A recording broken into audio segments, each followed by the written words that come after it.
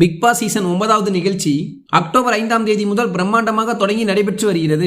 இந்த போட்டியில் சினிமா மற்றும் சின்னத்திரை பிரபலங்களை காட்டிலும் சமூக வலைதளங்களில் பிரபலமான பிரபலங்கள் தான் அதிகமாக பங்கேற்றுள்ளார்கள். அதாவது இந்த சீசனில் வாட்ச்மேன் ஸ்டார் என்று அழைக்கப்படும் திவாகர், மேலும் பலூன் அக்கா என்று அழைக்கப்படும் ஆரோரா சிங்லேர், அகோரி கலையரசன், விஜய் பார்வதி மற்றும் விக்கல்ஸ் விக்ரம் போன்ற சமூக வலைதள பிரபலங்கள் கலந்து கொண்டுள்ளார்கள். இந்த நிலையில் போட்டியாளர்கள் தாங்கள் கடந்து வந்த பாதையை கதையாக விவரிக்க வேண்டும் என டாஸ்க் கொடுக்கப்பட்டது. அதன்படி திவாகர் தனது வாழ்க்கை வரலாற்றை குறித்து பேசும்போது, மற்றவர்களைப் போல தான் யூடியூப்பில் வீடியோவை பதிவிட்டு பிரபலமானவன் அல்ல என்றும் தன் நடிப்பு திறமையால் மட்டுமே பிரபலமடைந்துள்ளதாக குறிப்பிட்டார். மேலும் தன்னை வைத்து யூடியூப்பில் பலர் வீடியோ பதிவிட்டு அதன் மூலம் வருவாய் பெற்று வருவதாகவும் குற்றம் சாட்டினார். உருவ கேலியில் தொடங்கி தனிப்பட்ட வாழ்க்கை வரை யூடியூப்பில் பலரும் தன்னை விமர்சித்ததாகவும் திவாகர் குறிப்பிட்டு பேசியிருந்தார். இதைத் தொடர்ந்து யூடியூப் குறித்து சிறுமைப்படுத்தும் வகையில் பேசியிருக்க கூடாது என்றும் இதை ஏற்றுக்கொள்ள முடியாது எனவும் திவாகரிடம் விக்கல்ஸ் விக்ரம் நேரடியாக கூறியுள்ளார்.